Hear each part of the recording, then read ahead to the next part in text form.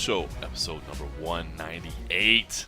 My name is John Morgan. Cold Coffee is with me here at the beautiful Casa de Cold Coffee in Las Vegas. Yes. Where it is on January 10th, Thursday afternoon. I will say this, it is afternoon. A lot of times we sit down on Thursday night, but I am on vacation. We'll get to that in a second. So we're here today in the middle of the afternoon, and it is 61 degrees with a real field temperature of 65, whatever the hell a real field temperature is, of 65 degrees. Giving you the feels. Oh, my goodness. We are just sitting at the Casa de Cold Coffee. The window is open. Open, sunny. Now, when you said beautiful Casa de Cold Coffee, I think you were still mainly referencing the weather as opposed to I am around the Casa de Cold Coffee, and I see a luxurious swimming pool. I see palm trees. There are palm trees. I mean, what about the swing when it's kind of got the busted tarp on top? I mean, that's there. But let's not focus too much on the swing with the busted tarp. I mean, the lights of the Las Vegas Strip are sparkling just over in the distance. If you take a look over the barbed wire there. Yeah. Luckily, the Trump Tower is blocked by this tree right here in the background, and you can see that one. I mean, this is the luxurious Casa de Cold Coffee. See, why live out on the edge of town when you can be in the town and see all these great sights? I mean, listen, you got in when the getting was good, man. You found the prime real estate. I had to buy on the outskirts, my friend. I didn't get in this luxurious cold coffee living. You may or may not be able to tell we've had a few frosty beverages already today on this delicious frosty beverages Thursday afternoon. Cold Coffee is going with the old reliable, the award-winning Pabst Blue Ribbon. Selected America's Best in 1893. What are you drinking over there? I, on the other hand, have gone back to the Nemiroff honey pepper flavored vodka. Oh, giving it another go. I'm giving it another go. I've revisited it. Since I've studied and learned about it, you know, it's made from only pure water, chili pepper, and natural honey. I like all three of those things. It's from a recipe dating back to the 16th century. This intriguing blend of flavors is pure Ukrainian genius. Rich red chili peppers, delicious natural honey, and herbs pulled from the Ukrainian grasslands. Who would have thought such a combination might be so delectable? They did. They've known it for centuries. Fill a glass, inhale the sweetness, the spice. Let it warm a touch in your hands. Now enjoy our handiwork. Oh, I'm sorry, their handiwork. Some secrets are too good to keep. Wow. So I've revisited the honey. Who knew that Ukraine was known for their chili peppers? Everybody knows the Ukrainian chili peppers. Man, have you ever had their salsa on street tacos? It's amazing. It sounds good. Listen, you get the honey pepper vodka. You throw in a little bit of sparkling water. Let the flavors kind of open up a little. Let the bouquet open up a little bit. Let the dilution, sort of weaken it a little bit. I mean, listen, it was in the refrigerator. I figured let's go for it. Why not? It's good. No, I actually like it like this. It's pretty good. I will say that the first visit I had with the honey pepper vodka was not my favorite. But I actually just pulled up the old Wikipedia. There's something called Horilka is another one. It's a peppered Horilka with honey called Medova Zipurtsum. Peppered mead or honey peppered. So honey pepper in chilies is a thing over there. You see? Wow, who knew? Nemiroff. I was looking around. I was like, "What's the next?" I like it. Nemiroff. I was like, I don't know any of that language. I didn't know anything either.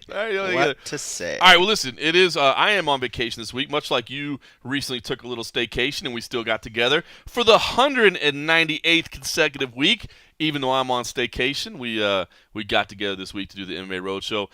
It helps at day drinking as well. So then you're getting a little bit of both. And day drinking. This is. It's a rare week, man. Non-UFC and non-Bellator week.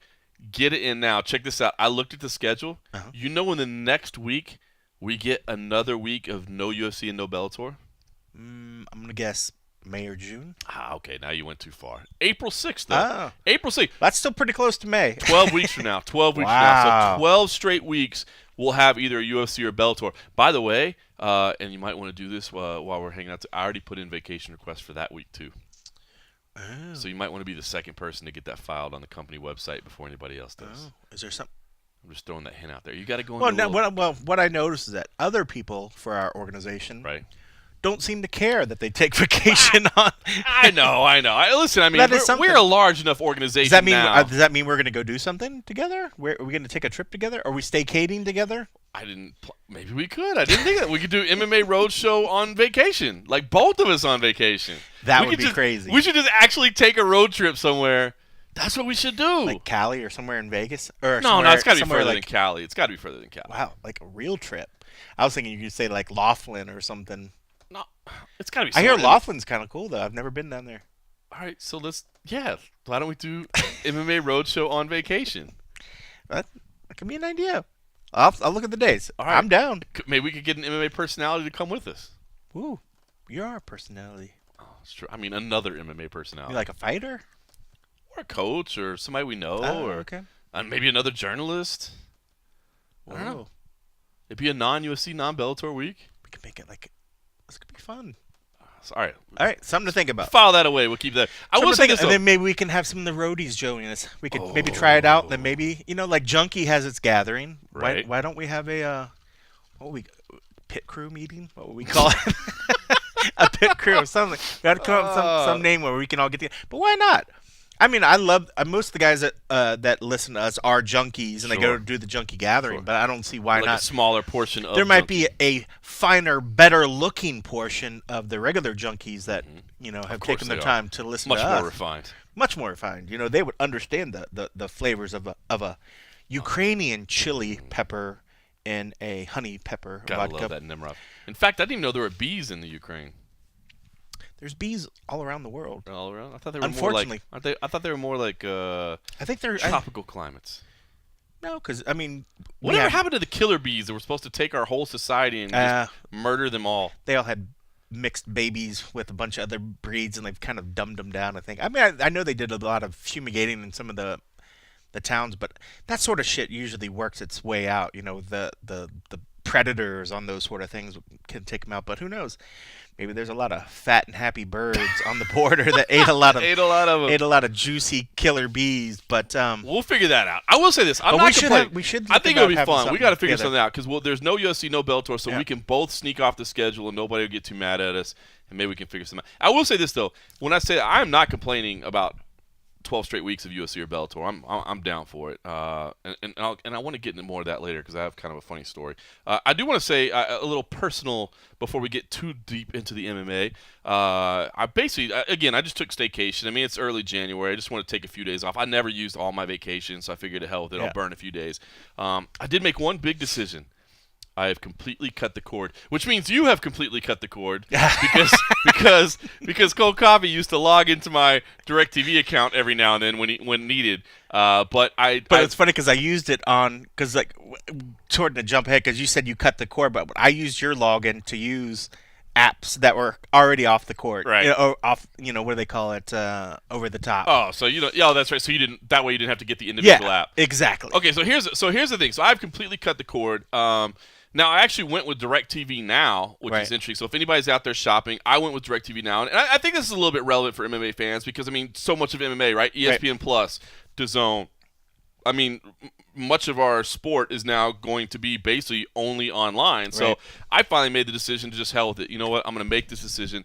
I went with DirecTV Now, which I found kind of funny because, I mean, if you think about it, I was with DirecTV. I was probably paying like $160 a month. I'm essentially getting more or less the same internet? programming. Or your internet was that's separate? just internet's separate. So my internet is through. So you had literally like every fucking channel. I had literally every channel. Like that is a lot. But I still get a lot of channels now. Like almost most of them, I think like 80 channels or something like that. And now it's like $80 a month. But I'm not paying any of the equipment rental fees, like the boxes, all that stuff. That's the shit you don't even realize that you're paying like whatever it is, I know, $12, $13, $17 a month. And you're like, wait a second, what's this extra $30 that you're paying? And it's just on their fucking box. I looked at my bills, like $50 a month in just equipment. I'm essentially getting almost the same programming. Wow. So for just the gear. So I hit it, and a big shout out to my mom. My mom hooked it up with some money over the holidays, and she said, "You know what, John? I don't know what the hell you would want. Go get what you want." So I went and bought some 4K Apple TVs to throw the fourth generation around my house because I got multiple TVs and everything. So shout out to the mom for making that happen. Do you even have a 4K TV? No, but you need the fourth generation because like ESPN Plus, for instance, doesn't work if you have an old Apple TV. Because I had two old, like the first generation Apple TVs. You are so on brand when it comes. Yeah, bro. Dude.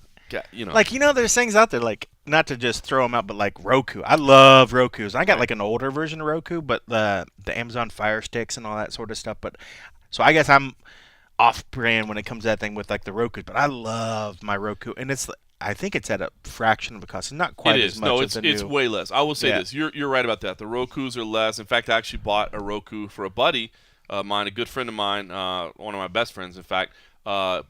I bought him that, and I bought him a subscription to ESPN Plus because him and I used to work in the restaurant business together. He was my mentor through my restaurant days and all that, and he's actually the godfather to my son. But I don't know that he would pay for a subscription to ESPN Plus. But he watches the fights like sometimes, so I bought him a Roku and I bought him a year subscription to ESPN Plus. I was like, hey, this way you can still watch the fights. So they're way cheaper. I will say I do like the Apple products. As you said, I have an iPhone, I have a MacBook, and I have Apple TVs, and I like it because, dude, they all just they work together like instantly. You know what I mean? Like literally, like you go and you plug in your Apple TV and you pull up your computer or whatever, and it's like, hey, do you want us to use the existing settings? It's like, yes, boom, all passwords are done. It's convenient. It's easy. So anyway, that's why I stuck with it. But I will say this. I know you had cut the cord before, but I guess I want to share my experience because I mean I'm 40 years old. For the longest time I probably could have done this a long time ago, to be honest with you. But because MMA is shifting over to it, I finally decided it was time to do it. I will say this. It does change the way you watch things to a degree, at least for me. The DirecTV Now only has like a 20-hour DVR for now. I did see that, but it is free. I just pulled up a little thing. So it did say the DVR is free. It's a beta version, it says, but it's free. But now does it? I was reading this thing. It says included 20 hours for 30 days. Can you only keep something on there for 30 days? Nah, I have yet to figure that out because I'm not 30 days in yet. But here's one thing that makes it tough because I guess what I was used to was I don't watch that much TV. I'll be honest with you. I mean, I'm so busy and we travel a lot and whatever.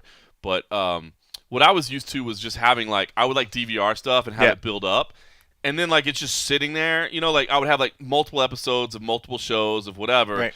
And it's kind of like binge watching, right? But it's there listed for you. Right. You just pull up. Bloop, pull up the main menu, and you're like, oh, yeah, that sounds good. That is one thing that I noticed with cutting the cord and not having that big DVR base or whatever. You kind of got to go seek out the programming you want. But one thing you'll notice difference, at least what I noticed, I went the Sling TV route. Okay. So we have the what is it, blue and the orange. So we have all the Sling TV thing, and we added the DVR. I know this is sounding like a cable commercial or whatever. I don't want to go too tech, but I do think it's relevant. I thought it was worth sharing because this is the way everything's shifting. Right.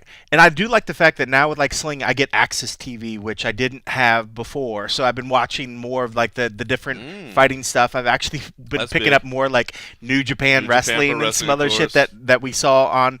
You showed it to me on the road, and I fucking love it. And I've been DVRing. You're gonna fucking laugh at me.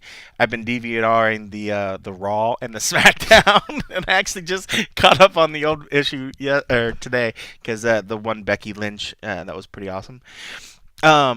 But one of the things that I do think is pretty incredible with this, and I'll leave it on this, is that when you have DVR in the old cable boxes, you have to be there in front of your box accessing the hard drive on the box. Mm-hmm. I can access my DVR, my Sling TV, on an app on my phone or on my computer, anywhere I'm at. Anywhere, yeah. If you're on it's the road, all cloud-based. Yep. That is fucking game-changing. True. So if you travel a lot. So if you travel and you want to be able to, I thought it was one of the great things when Netflix started allowing you to download stuff to your phone.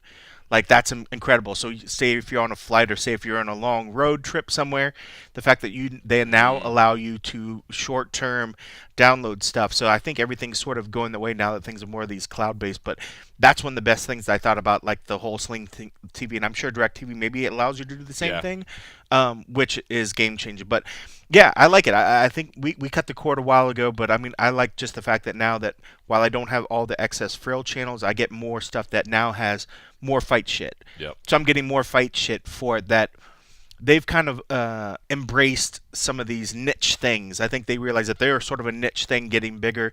So I think they embrace the fringe a little bit better. So the fact that it had access TV and some of the other things was one of the things that actually drew me towards it as well.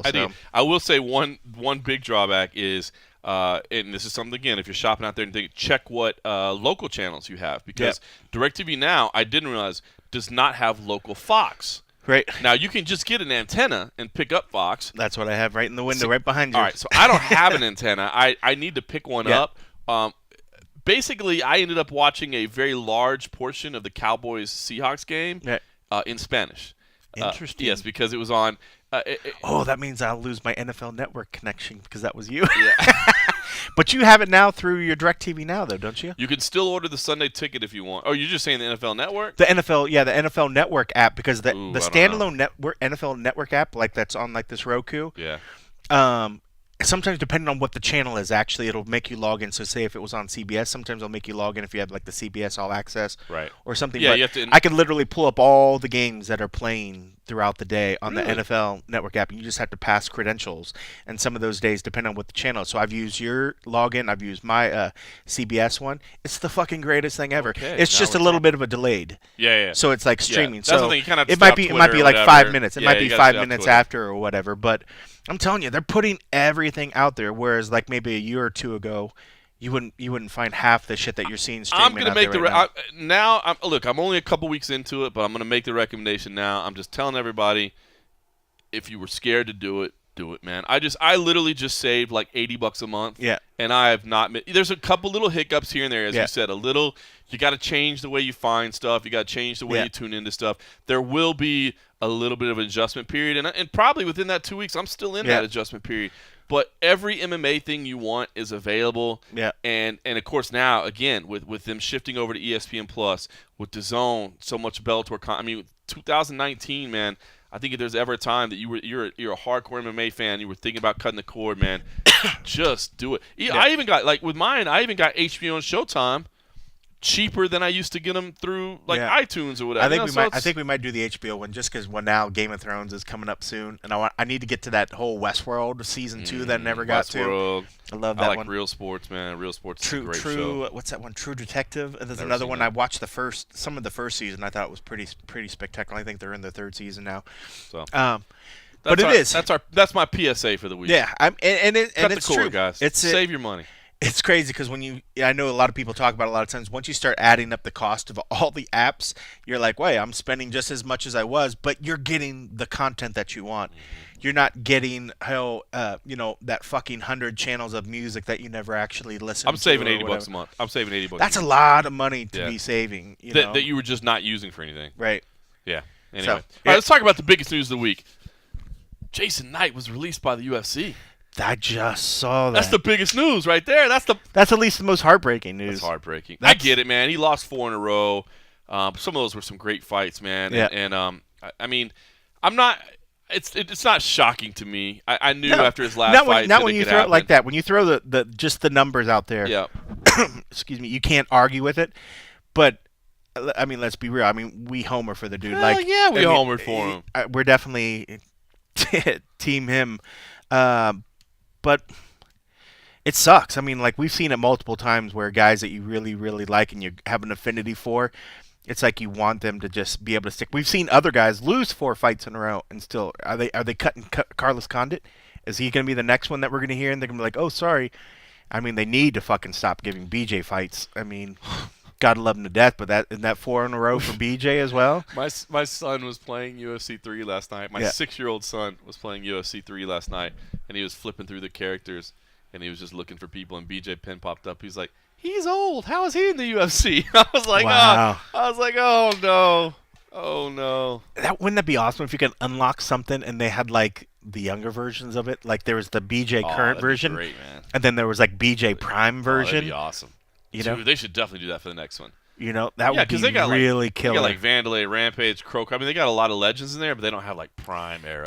And that's the thing. And they would be like super boosted. They would just like cool. Fucking like it. Just like when you had to like, I'd never played it much, but when you unlocked the Bruce Lee. Yeah. Like I'm not sure if he just demolished dudes or if he was like amped up. It'd be like if you were able to play Mike Tyson's Punch Out and you got to activate Tyson as your fighter and go through or whatever. I'm not a huge gamer, but that would be dope. That would be dope. I mean, I'd love it if you had like vintage You know, shit, even now, like Anderson in his prime, you know, when he was just literally Yeah. destroying everybody, you Yeah. know, so like when they have like Like, the don't just overall put the fighter prime ratings, it shorts just on put it them, like like- 99. They Yeah. would just be 99s, you know, and That's so just they should demolish totally people. do that. That wouldn't be hard if you already. Now I get it. Like it's hard if you're talking about getting guys that you don't own the rights to or that you haven't Right. gotten. But if you already own the rights But all to those them, cats are already if in you it. already own the rights to them, I'm sure you can make them whatever you want Like to make Chuck them. Right? Liddell, 99 rated Chuck Liddell back in the day when he was just destroying That would be dudes. sick. Why have they not done that yet? You know. I don't. Well, think- they do listen. they probably- EA listens to us quite. I was gonna say. They listen to us so much that they're probably working on right now, and they're going to call that the Legends mode or something. Oh my god. You guys can use that Legends mode. It's an unlock Horrible feature. memories of the time that EA Sports wanted to kill us. No, just real quick on Jason Knight, I will say, you know, he was talking about going to Ryzen, which would be great for him or whatever. But I will say, That would be good. I will say this: I think guys like Jason Knight, who are definitely exciting fighters, who's only 26 years old, who definitely has plus side. I mean, he's got personality. He's an exciting fighter. I do think there's a quicker way back to the UFC for them now. You know, with what's happening with Fight Pass, with the way they're ramping up, man. You know, I saw Chase Sherman the other day fight on Island Fights. You know, I mean, there's another guy that, you know, and he's already booked again to fight on Island Fights. I mean, I think those guys that are kind of staying under the Zuffa umbrella, so to speak, you know, by saying on that, that way they're still collecting your footage. They're still, you know, I think that's a quick way back. I think if guys are anxious to get back to UFC, I would say, you know, probably take a look at those organizations that are being broadcast on Fight Pass and look at them as ones of ways to make the quick rise to the top. I mean, it's kind of like an unofficial developmental deal, so to speak, you know? Well, you know that there's UFC money thrown that company's way as well. Exactly. So if anything else, you know that there's some money going into an organization. But I agree, that's not a bad route. But you're right. I mean, like, he's still a young enough guy that he can go away, even if it was for a year or two, get some good, solid victories. Yep. You know, keep that name about him. And I think, if you keep on the radar some way, then I don't see why he wouldn't be back in the UFC. No, I agree. He's got personality. He's got skills. So he just needs to shore up a little bit of the deficiencies. All right, let's talk about some of the big headlines, though. Colby Covington. Let's start there. He gets passed up instead. Was he upset about something? I believe he may be a little bit upset. I feel like he was upset about something recently. Well, you know, you may not have heard this, Cold Coffee, but it turns out he will not be fighting for the title. Instead, we get what? But he was told that he was going to fight for it. I know, this is shocking. I'm breaking news to you here. I don't get it. I don't get it. Instead, we're getting Tyron Woodley versus Kamaru Usman. I will say, I'm torn on this one in a couple of ways, and I want to get you, because I know that you're never one to give the UFC too much credit when you don't have to. I will say, look, Kamaru Usman does. I mean, you can make a case, right? I mean, he's the guy that's been more active. Yeah. He's the guy that's saying, "I'll fight anywhere, anytime. Give me who you got."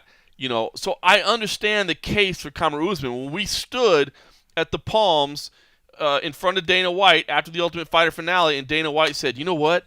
After a performance like that, I'm leaning towards Kamaru. I think that's who I want to see right now." I do understand that. That said, Colby had the interim belt, man. You gave him the interim title shot. You gave him that. He was there. He had his spot, and I don't think it's fair to just blow that off. Even if you say Kamaru's more deserving, it's like, well, you came up with this interim title and you made this interim title fight, and you gave it. So he needs to be there now. And the last thing I want to throw in here is, I do think Colby Covington made a mistake, and I look forward to well, we'll talk about that. He may have made some more Which mistakes. one? I'm talking about prior to this, because here's the thing: is that in the people that I talked to behind the scenes and everything that I was hearing, when Dana White came out and said, "Listen, Kamaru Usman is going to be in a welterweight title fight at on Las Vegas or on March 3rd in Las Vegas." Or is it March 2nd, 3rd? Anyway, you know what I'm talking about. In March in Las Vegas. He's going to be in a title fight. I just don't know who the other side is going to be. Now, to me, and I later confirmed with people behind the scenes, what that meant was, and that I always thought it meant, was that if Tyron Woodley is not willing to show up, he will lose his title, and we will do Covington versus Usman for the welterweight title. And Covington kept digging his heels in and saying, "I only want to fight Tyron Woodley." And Tyron was saying, "I only want to fight Colby." Now, I don't know how they finally got Woodley to say, I'll fight Kamaru, and I look forward to talking to Dana about that. I have requested interview time with him. I've asked if maybe I can talk to him in Las Vegas on Monday or Tuesday of next week. I've asked if I can get him in Brooklyn next week. If not that, I've asked if he can at least do a scrum. So I want to get the answer. How did we get there? But where I think Colby screwed up was, I think if Colby had just said, I just want to fight for a title and I don't care who it is, I think we would have had Usman versus Covington for the welterweight title, and Woodley would have been stripped of his belt, to be honest with you. So with all that said, and then we'll get into the aftermath, but this initial thing, where do you feel on it? Because I'm torn. I think the UFC is wrong in that why give Colby a title, an interim title, and then not let him fight for the real title. I think that's wrong. However, if Colby wasn't willing to accept, I understand the UFC has to make other decisions, and Kamaru is that guy behind the scenes that's just been saying, and in front of the scenes saying, dude, just give me the fight. I don't care who. I don't care when. So, right. What's right? What's wrong here? How does this one impact you? Well, I think you're still giving value to this interim belt like it's a real thing. Right. Well, that's fair. Which we all wanted to, and at one point the UFC made it seem like it was a real thing. And then we've seen recently where it's just a placeholder for some reason. I guess you make a good argument. I mean, you're right. When it comes to wanting these belts to mean something, it does mean something that you need to actually give the person that had a belt the chance to either get the real belt. I mean, like, why give somebody a belt, take it away from them, never get a chance to defend it? I mean, it makes sense. Like, all right, let's get this thing out. Like, if there's two wrongs that are sort of out there, one being that this interim belt was taken away and was never given a chance, and another one being, say, with Usman, who's went the route of being the backup guy. He was supposed to get a title shot, didn't get a title shot, then all of a sudden starting to give other guys, and he's fighting to get back up. And we had issue with the fact that it was like, all right, you say this guy is possibly fighting for a title tomorrow, but then afterwards, no, he's just back in the mix. Yeah. I think he earned his shot there as well, and I think, we talked about it last week, that's a fight that I think means more for the division when it comes to two guys that I think a lot of people have probably laid their thoughts on. These are two guys that can actually do a lot of good work. They have a lot of question mark. Colby, he's a guy that he brings a lot of eyes to it, and he talks a great game, but I think a lot of people think when you pair him up against Tyron or you pair him up against Usman, that the other two are going to be able to have their way when it comes to controlling the pace where the fight goes, using their wrestling. So a lot of people weren't really interested in that particular fight outside of the fact that there's so much heat and there's so much shit talking going on. And just like we said last week, when it comes to wanting to make money and want to get eyeballs, clearly Colby and Tyron was the fight to make. It was. It almost feels that the UFC almost had a moment of waking up to a degree, and I will argue in the other way, where they're like, hey, let's not just play out to, getting the most hit. Let's play one that maybe makes sense for the division in the terms of Kamaru's been promised it in the past. He's a great fighter. I think this is a fight that could be very, very interesting, and maybe one that's actually a little bit more challenging for both particular fighters. But on the same sense, you can't get away from the fact that this guy was an interim title holder, and you stripped it for no apparent reason. Well, there was a reason, but it was one time. Right. One time. It wasn't like, hey, I showed up for a fight and I called off multiple times. Yeah. It happened one time. The guy deserves, and on that case, I guess if you had to lay a hierarchy down to, I guess what should be, if somebody's given an interim title belt, was stripped for some whatever, and especially this one was a medical reason, and he's never had a chance, that should get pecking order, and that gives at least value to the fact that there is an interim title holder. But the fact that Kamaru, the way that they did what they did, and they kind of set this up themselves, they kind of shot themselves in the foot. They really did. Did this whole, you're going to be the backup guy, you might be fighting. That doesn't happen, and then you just drop him back into the rankings. That makes no fucking sense either. The guy was going to be possibly fighting for a title. So I get it that he is deserving. And for somebody to say that he's not deserving, that's just ridiculous. He's deserving. He's definitely deserving. I know people don't like him. Right. But you got to take that out of the equation. Yeah. You got to take your personal feelings out of the equation. Right, and especially like I don't get it why people are there's so much hate because of maybe a couple of things he says, but fighters say stupid shit or say shit that's taken out of context all the time. You just got to get over it. I mean, like I don't see why somebody particularly has beef. Maybe because they're like, oh, he's always comes off, a standoffish in his interviews or whatever. But I've seen that in interviews, but I've also seen times where he's very giving or whatever. So it's like you can't really just let the last interview or whatever that you've seen weigh on what you think about this guy. Look at his overall body of work, and the guy's done work, But of course, we like heat. We like the views that they get and all that other stuff. So it's like a Kamaru and Colby. I'm sorry, a Tyron and Colby would probably do better numbers. I agree. But when we said it last week, I felt like this fight made more sense for the division because these were the two, what I think are the two best guys in the division. I like Colby, and I think Colby does very well against a lot of guys. But if I had to pick him between either one of those two opponents, I have a feeling that their skill set would outweigh his overall. So I think this is truly a match of the two best guys in the division.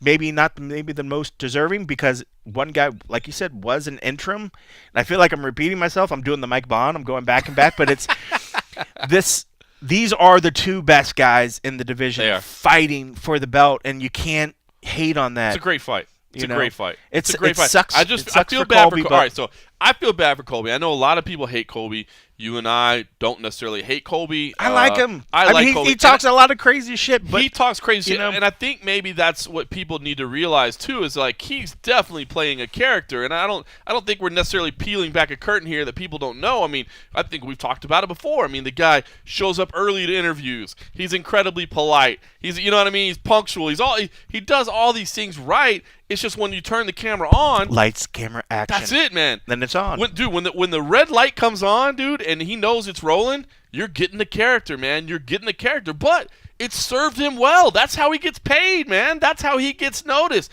So I feel bad for him because he earned his spot here. There's no question about it. And I feel bad for Colby. I will say this. I do not think what he's doing right now, going scorched earth with the UFC and Dana White, is necessarily the best choice for his future, unless he really does say, like, I'm just sick of this and I'm out. But I think he's going to make more money in the UFC than he will anywhere else. Right. And I think he's got to be real careful because now, while we just said it's lights, camera, action, and I think anybody in the UFC knows that because, dude, listen, he is professional behind the scenes. He is buttoned up. He is polite. He does. I mean, the way he handles himself behind the scenes is incredible, and I don't think you'll find people that will talk bad about him. Yeah. I think they understand it's performance art to a degree as well. That said, when you're like, F you, Dana White, you ain't got the balls to cut me, stuff like that, like, that ain't going to work. Yeah, what would be super gangster? Like, and if we don't know him, like, this could be just like a mastermind of Colby. What if he's like, Dana, let me talk to you. I'm about to go, like, completely balls to the wall on social, but I'm giving you a heads up. This is me just talking shit, keeping the dream alive and keeping the heat out there. But it ain't personal. It's just business. And Dana's got thick skin, dude. He does. But Dana hasn't chirped back at all. That's what I'm saying. So maybe he hasn't chirped back at all. I wouldn't be surprised if he was like, "Yo, D-Dub, you know how we both love Trump? Let's have a little heart to heart. I'm about to throw mad flame at you. Just don't respond. It's not real, but I want to just keep it out there." And I can see Dana like, "Do you?" Right. He's always been like, I'm not gonna reel these guys in. It's not my job to kind of whatever. I wouldn't be fucking surprised. The fact that there has been there has been lack of Dana saying shit about it. I just feel like I wouldn't be surprised if he was like, Dana, just take it in stride. I'm just playing the part. I'm feeling that. You might be 100% right. It makes more sense. It makes more sense than him really doing something that would really jeopardy. Because you're right. It does seem like, whoa, slow down, Colby. But it'd be as simple as a simple little text or a phone call to Dana. I'm like, I got to respond to this. I know you're going to do whatever you're going to do. He played the company man when they took it. He was like, I understand, yada, yada, yada. I guarantee, I don't know. It just feels, I don't know. That could be like all just like completely played, but when you think about it, it's like, well, that's not too far out of left field for something simple like that. The fact that there's lack of Dana something there. really responding to it. I think there's something there. But well, I've got the request into Dana because there's questions. Yeah. There's questions here. How did we get here? Where do we go from here? Yeah. So I've got the request in. Yeah. Let's see what happens. It does. I would like to see, with the fact of these interim belts, there be some real substantial value to these things.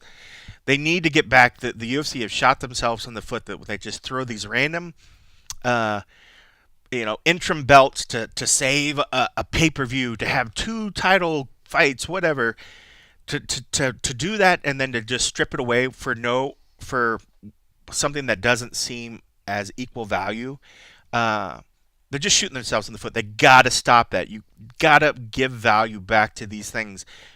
You're trying to sell your pay-per-view like, hey, you gotta watch this. This is an interim fight. This, and then for you to just plainly strip it away and then not really give it that value. I agree. It's just BS. I agree. And at some point, people are just gonna get sick of it. I mean, look, okay, how about this? What if they said, hey, we're doing Tyron Woodley versus Kamaru Usman, but Colby's still the interim champion? You know what I mean? But we decided that we're not going with the interim champion right now. I mean, I know that would be weird to have a champion out there and an interim champion at the same time. They've never done it, though, right? They've never done it. And I get why, because you want to call that one guy the undisputed champion. Right. I get that. But honestly, I think I'd rather have an interim champion lingering out there and just say, well, the timeline's got a little bit off. We've got to work to this unification title. Yeah. You know what I mean? But he's already defended his belt since he's been back, so it's almost like you can't – it's not like – it'd be one thing if, like, Tyron, this was his first fight coming back, then I could see. But once he steps in the cage and defends the belt, everything else should be null and void. It's just unfortunate that it didn't take place with the interim. They just took the interim and said, but that's what I'm saying. So leave the guy with the interim title and say, hey, we're working towards that interim title shot. But then you can't you'd have to call it the disputed welterweight champion. They can't fucking say that. Bruce be like, the slightly asterisk version of the welterweight belt. That's fair. That's fair. Well, maybe my idea is stupid. I don't know, but I hate the idea of just giving it to him and ripping it away and just acting like it's meaningless. Yeah, you'd almost think that they would just be first in the pecking order to get the next shot. That stuff normally just works itself out. Bizarre. All right, well, hopefully we can get some clarification from Dana on that. And hopefully, I saw a report out there, I think, that they were discussing Colby Covington and Darren Till for London. I think that would make for a solid fight there. Probably solid number one contender. Probably a headliner in London. It's London? A fight night. Of course. Yeah, it's a fight night. I think that'd be a good headliner, right? Yeah, I mean, boy, that would be good. Where would you lean if you had to lean right now? Covington. You think so? Yeah, I think so too. Maybe. So even though Till is just such a big dude, he is huge. He would, I think, tower over huge. Colby. He's huge. Oh, Colby's not a big 170. No, not at all. Colby he doesn't have much fat on him, but he looks like he could cut down to 155 if he had to. Yeah. If he had to. Boy, wouldn't that be something? That'd be a good fight. Oh, the pre-fight build-up between those two? Yeah, that would be good. Ooh. I dig it. I'm okay with that. Didn't Darren sort of call him a chirp on him a little bit? Yeah, because I thought Colby said – did Colby say something about Till and that's why it went? Or? Yeah, which makes me think they're building that up behind the scenes. And I do think that would make sense. They don't have a main event for that fight card yet. It makes sense. Boy, imagine that. It's a nice consolation Colby prize. Running in there with the flag, America, fuck you, we beat you before, I'm going to put you back in your place. Dude, that would be awesome. I would be all in on that. Oh, just for that, the fight promotion, I can see it. England. He literally, Be ready. It would be like Brazil. Ready. Like, dude, he's got to you got to find him in a secret room somewhere if you want to interview him afterwards because they're going to rush him out of the venue. So true. So true. All right. The other one, and it's on the same now card. I want that. I know, right? Hard. I'm telling you, now you think about it, I dig it. I want that. Then you hope, because look, I mean, you can do, if that 4 is like a playoff. I mean, the only way it probably doesn't work is if Woodley wins and Till wins, because you don't. I mean, why do we need to go see that fight again right away? Yeah. But if Usman wins, he can fight either guy. Yeah. And if Woodley wins and Covington wins, you got that. There's only one solution out of that doesn't work, as like a semifinal bracket. That's true. Let's do it. All right. The other one, John Jones, Anthony Smith, on the same card, by the way. How great is that card going to be in UFC? John Jones, Anthony Smith. First of all, I just want to throw it out there. So hyped for Anthony Smith, man. We've talked about it before. not a news story if you're a longtime listener to the MMA Roadshow, but I just have to tell it again. Casey Steinman hit me up on Twitter the other day when this title shot got announced, and he was like, "Man, that reminds me of your old bar story, man. You know, he told you he was going to be there, and now it's time." It's so true. For anybody that hasn't heard, and I'll make it quick, but April 4th, 2010, I was in an airport flying home from a commentary gig I had done at an M1 Global show. Me and Mike Straka were on the call. And Anthony Smith walked up to me. Again, no shock to anybody, but I was in the bar putting down a couple frosty beverages. And Anthony Smith He knew where to find you. He knew where to find me. He walked up to me, and he said, "Hey, listen, I just want to introduce myself. You know, John Morgan, I know who you are. I want to introduce myself. My name is Anthony Smith, and I just want to say hello because you're going to be covering me in the UFC, and I just wanted to give you a heads up so you know to look out for me," which is like, all right. Cool, man. You know, and don't get me wrong, that happens a lot. You meet regional fighters, and I dig it, dude. Like I'm not trying to put anybody down that does it. I love it when a regional fighter or something like that says, "Bro, I just wanted to introduce you. You know, keep an eye out for my name. You know, you'll know you saw me here. Cool, respect that, right?" But Anthony was different, man. Just you hear the way he talks, man. He's eloquent in the way he talks. He's confident. He was that way then, 2010. You know, and I was like, man, this is a big dude. Speaks well, you know, good-looking kid, has all the confidence in the world. I'm like, maybe he's right, you know, and I didn't want to pull up his record right there while he was there. We just kind of shot the shit a little bit, and then he's like, all right, man, well, I got to go. You know, nice to meet you. And he walked away, and I pulled up his record. And at the time, he was 5-6 on his career. So he had a losing record, and he was on a 4-fight losing streak. And I was like, you know, this kid just impacted me where I'm like, yeah, maybe he will be somebody. And you look at his record, and you're like, well, no, I guess he's not, you know? And then sure enough, man, he turns it around, which just goes to show you, man, looking at somebody on paper versus, you know, the feeling you get from him and whatever is so different. But now he's made it all the way to not only is he fighting for a UFC title, but he's finding out the opportunity to do it against potentially the greatest to ever do it in John Jones. I mean, that's amazing. You know, he's getting this opportunity to not only win the UFC title, but perhaps unseat what some people would say is the greatest of all time. I believe John Jones is the greatest talent of all time. I just believe all this goddamn time away from the sport has impacted the ability to call him the greatest of all time. But if he wins, you know, a couple more and gets a streak together, I will. But all that said, Cold Coffee, I was set to just get together and talk about the fight, talk about what you think about Anthony Smith. You know, is he more deserving than Corey Anderson? I do believe he is. I respect Corey Anderson, and I think he had a great year, and I think he, you know, appreciate what he's doing, and I think he's right there. But was just ready to talk to you about all that, about what light heavyweight is going on, about John Jones turning around so quick. That's what I was ready to talk to you about. And then, on the way over this morning, get the tweet from Brett Okamoto, our good buddy here in Las Vegas, who says, "Hey, results are back in. John Jones is tested completely clean. There's no picograms of the M3 metabolite. There's nothing. It's totally clean. That it's thing that's zero. supposed to be in there for like 7 years, 8 years, 80 years, whatever." Microdosing. Yes, I'm just. It's hard. It's complicated. Look, and I've said here, and I'll continue to say it. I'm going to continue to say it. I do not believe John Jones is a cheater. I do not believe that John Jones has been systematically microdosing, as you said. I don't believe that. Everybody that's been around him has talked about what a natural talent he is, about how amazing he is. The stories of how he would come in drunk from the night before of partying. Still demolish, and dude. just smash everybody, you know? Yeah, and you look at him, and I know it's a simple way to look at things, but there is the eyeball test, right? Where you look at somebody and you're like, bro, that body is not natural. Like, come on. John Jones does not have that look. In fact, if anything, look at his brothers. Look how big they are. His brothers are huge. His NFL player brothers are massive compared to him. If anything, he's taken like unperformance, de-hancing. He's the squirt. He's the family. He's the runt. You know what I mean? So like, you know, the genes are there. You know the genetics are there. You see them in his family.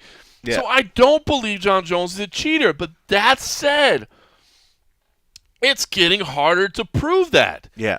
I know nobody has proved that he's a cheater, but I don't know that I can sit there and prove to you that he's not a cheater. I think you almost have to just say, I don't even know what you say at this point. It's I don't believe he is, but I don't think I could. And this is so weird because when this pops up again, is it this pulsing effect again? And I will say, they did mention that the pulsing effect can happen as you lose body fat. That can be an issue, that it's stored in your fat. So as you shed that fat, which you would do in a weight cut, and he does cut weight, not extremely, but he does cut weight to get to 205. That maybe it would pop up again around a fight, because if it is stored in your fat, that's when it's going to show up again. But it just seems like pseudoscience. Yeah. It's so. I'm just frustrated, man. It's crazy because the way I would have rather the metabolite show up. I would have rather metabolite show up. That's the way they sort of set it up. Like, they've been giving it to us this whole time. Like, this is something that's going to be with him. It's going to be with him. So just get ready to see it in there. And then for it to be that night, yes, they say, oh, when he's cutting weight, whatever. Like, there's not much time removed from when it was showing to when it's not showing. As for like the cutting the weight. And then to put it all back on, they just made it seem like it was going to be there. We're going to see this. We're going to see this. And I think then we would have been like, okay, I get it. All the bullshit you've been telling us, or all the science behind the stuff that you're saying, okay, you proved it. You did it. So now what happens if this comes back, but the amount's even more next time? They're just going to say, oh, well, maybe just because he cut more body weight this time, that it pulsed a little bit higher. It just doesn't set a good precedent. They should have just at one point said, we see that this can go in here. We don't think that he did anything wrong. The fight's off. So that when this happens in the future for, say, another fighter, the status quo is, sorry, we're not going to suspend you for years. We understand this might be, but while we do further research, we have to immediately call this fight off. And, figure out what's what, really do the testing. Nobody doubts the fact that they only kept this fight on here because they felt that the card would have completely bombed without him, that everybody would have not watched it. 900,000 pay-per-views we're hearing. Right. I mean, it's pretty crazy. But, yeah, I mean, I don't know. If you really wanted to figure out, and I know they said there's no real studies. All right, how about this, Mr., USADA organization? Now you got this guy that's doing two things. If you want to do some studies, how about you ask this fighter and say, hey, we're going to have you do something that we'd like you to do. We'll compensate you in some matter, but we're going to simulate a fight camp. I just need you to lose X amount of pounds in X amount of time, and we want to test you throughout and just see if it is there. Make it worth his while, because this is voluntary other shit. This is a heavy tax on their bodies. So, you can't force a fighter to say, all right, well, it maybe should, maybe after somebody, test positive once or twice and say, okay, this is one way you can get out of jail free when we ask you to put yourself through a weight test so that we can test you under fight conditions as opposed to just doing random. It would be interesting to see, because you're right. Now people are coming up with all these, oh, well, maybe it's because he was cutting weight. Well, fucking do a study. Test it. Put somebody through a fight camp or something to the degree where they're forced to do it, and then test. Do some science about it. Stop just speculating. Do something about it. Yep. Find some way that you can make these fighters and do something to where you can do it. And this is a person that supposedly now you're going all in and saying that this guy will have this pulsing, but you're not really setting up real parameters of where we might see it. Like, do some studies about it. You say there were no studies done before. Do some studies now, because there's always going to be question marks now about it. But it's just weird. Now, and the thing that throws me off now is I don't know what I want to see moving forward. Do I want to see? I guess what I really want to see is every test clean for any metabolites, right? That would be ideal. But if it is, then the pulsing was bullshit. That's it. And so do I want to see it pulse every now and then when he gets close to a fight? And then I would like to see diminishing. I mean, like anything with stuff out there, you would figure it would always be in a diminishing state. Like, it's not going to pulse at the same quantity forever. I mean, even in science, what is it? When things start breaking down, they can, when they look at rocks or like trees, half-lives stuff, shit's going to start getting less, like you figure at some point it's going to start breaking down more and more and more. Right. Like, if you ever find it and it spikes higher, don't try to come at and say, oh, this is the weird thing about pulsing. We're not sure. It could possibly test, because then it just sounds like you're making excuses. It's pissing me off because in my heart, I do not believe he's a cheater. But this stuff is maddening. Yeah. This stuff is maddening, man. And I don't know how to logically make sense of it and say that I can, exonerate his name with no question. Right. And that bugs me. All right, listen, hey, if you like what you're hearing, I should say, do us a favor. Make sure you subscribe, first of all. Hopefully you subscribe. Hopefully you got this as part of your subscription. But if you're listening for the first time, or just as a random time, make sure you subscribe. For the first time that we lost him during the fucking over-the-top talk. Like, bro, we never got through it. I thought I was getting MMA talk. I was Team Roku, and this dude was talking about Apple TV. Fuck that. But if you like what you're listening, make sure you log into iTunes. Give us some ratings if you can. Those ratings help us out. The reviews help us as well. You could be like my man, Dirty Words, who said, hanging out with a friend. Amazing podcast. They offer good insight. It's like hanging out with a friend. And you know what? That's one of the greatest reviews I could have ever asked for. That's all we want. You're just kicking it with John Morgan and cold coffee, enjoying a frosty beverage. Well, I mean, that's what it feels like. I mean, we ultimately are just hanging out right now, yes, with a friend, drinking some frosty beverages and some unique, internationally recognized flavored honey pepper vodka, honey pepper things. Yeah. But no, that's cool. That's a very, very cool. Like, and that's what I've always said. I mean, I know I've gotten better as we've done this. I mean, I've always considered myself the casual guy, and you're more of the legit journalist. I think you've become the star. The legit journalist. So it is just us hanging out talking. So I mean, that is a very, very nice compliment, and that's all we could really ask. Because I mean. Yeah, I mean, because I love the insight that half of you guys that listen to this and give feedback. I mean, you guys understand the sport just as well, and if not, probably better in certain things. So, yes, this is all one big group. No doubt. Group hug. We a family. Thanks, Dirty Words. I love that nickname. I know, right? All right, listen, even though I am on vacation this week, I did actually put in a little extra work other than today. It did not involve day drinking, so it was a little more actual work than this was. But we did stop by the UFC Performance Institute yesterday, where Joseph Benavidez, who is fighting at UFC on ESPN +1 next week in Brooklyn, New York, was there to speak with us, the Las Vegas media. We had quite a lengthy discussion. I edited that down a little bit. You'll hear a lot of my questions. You'll hear a little bit of Brett Okamoto. You'll hear a little bit of Heidi Fang as well. So the Las Vegas media was all there. Oscar from the Mac Life, I think, as well, had a question or two. So wanted to play that for you and let you hear a little bit of Joseph Benavidez, and then we'll continue on, talk about a few of things that he has to say, because he also kind of talked about some stuff that we touched on earlier. Here is Joe B. Well, Joe, I just start from the beginning, man. Hello. I mean, could you describe the chaos of how this fight came together to begin with? Because it seems like, you were matched up with Davison, and then you were a backup, and then you got this. I mean, can you just walk us through how that all happened?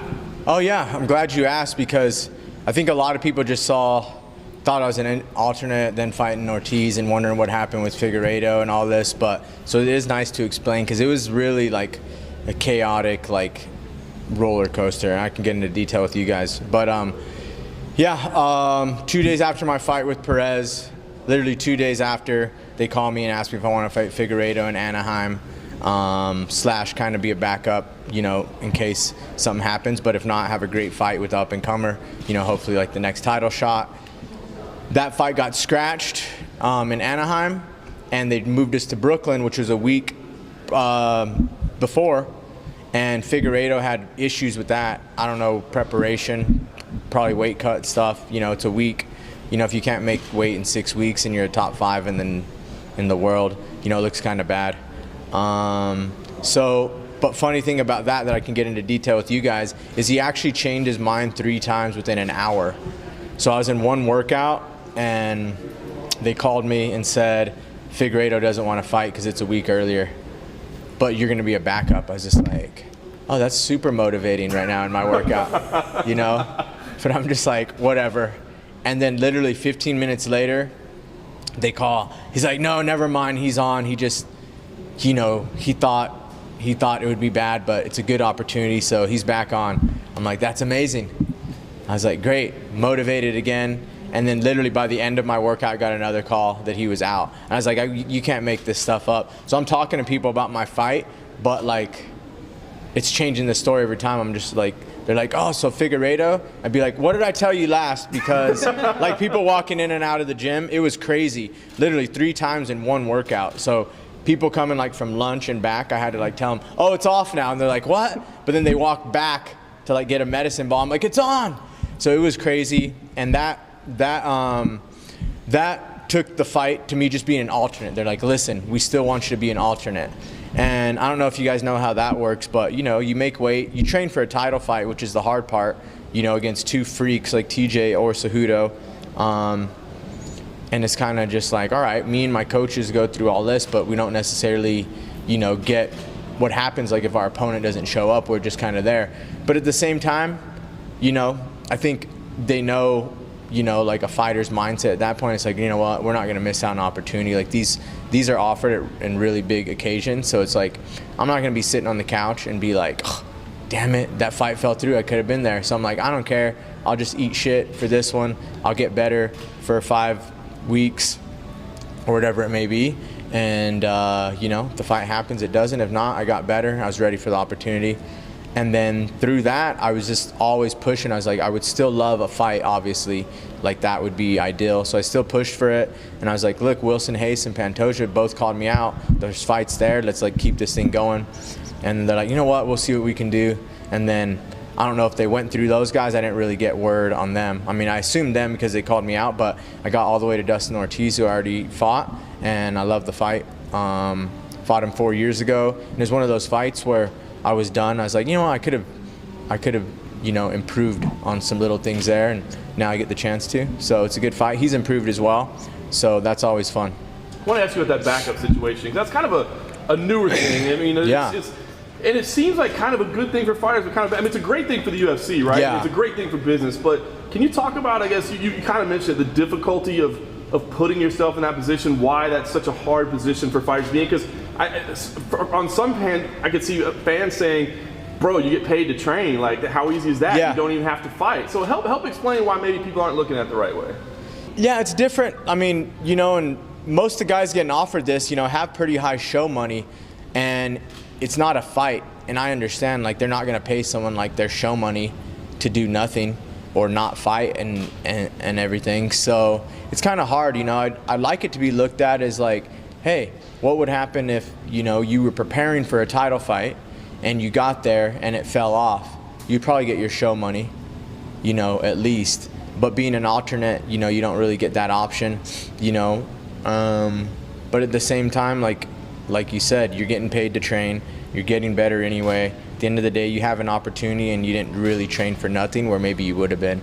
But training, you know, every day for fun and, you know, just open-minded, getting better, and training for a title fight's a little different. There's a lot of people involved, you know, coaches, family, everything. So a lot more goes into it. But like I said, I think the opportunity is the biggest part, and they know that and that they're offering, and it's really hard to turn down either way. How much have you thought about Cejudo and Dillashaw during this camp? I mean, have you been considering, because I got to assume you're still the backup, right? And I mean, both those guys have had, well, one guy's never made the weight, the other guy has missed. So I mean, are you still feeling in your mind like there is a chance I'm fighting for a title in Brooklyn? Yeah. You know what? I always think that on the back of my mind, but at the end of the day, it's kind of just be ready for any situation. So, like, even in sparring, I'll just spar with everybody, and just because it's like, you know what, I could be fighting anybody. I kind of like thrive there in like chaos anyway. The good thing about these 3 guys that I have options of is I fought Ortiz before, I fought Cejudo before, and I've trained with TJ maybe more rounds than I have with anyone like in my lifetime. So it's one of those things where I can actually concentrate on myself. And the actual, like, the sessions when I didn't have an opponent were actually really cool, because you probably hear guys all the time, well, I'm not worried about what they're doing. I'm just worried about, like, me getting better. And, like, I've said that, and I think people say that, but it's literally impossible to do. Like, if you have an opponent in front of you, you have to think about him. But it feels so good. Like, you always spar and compete better when you're not worried about something. Like if you're just open-minded, can do anything, you can't mess up because you don't have a plan or a game plan or something. So, like, the first few sessions I had without an opponent, they were so fun because There was no like, hey, you have to do this. Well, when he does this, do that. It was just like so good. And I was like, oh, this is what people actually talk about that they want to feel, is like just concentrating on themselves and their skill, like becoming the best them. But then, you know, you get a fight and you always have to alter stuff no matter what. I mean, you can think about yourself a little more, but your coaches and everyone is always going to have your opponent in mind.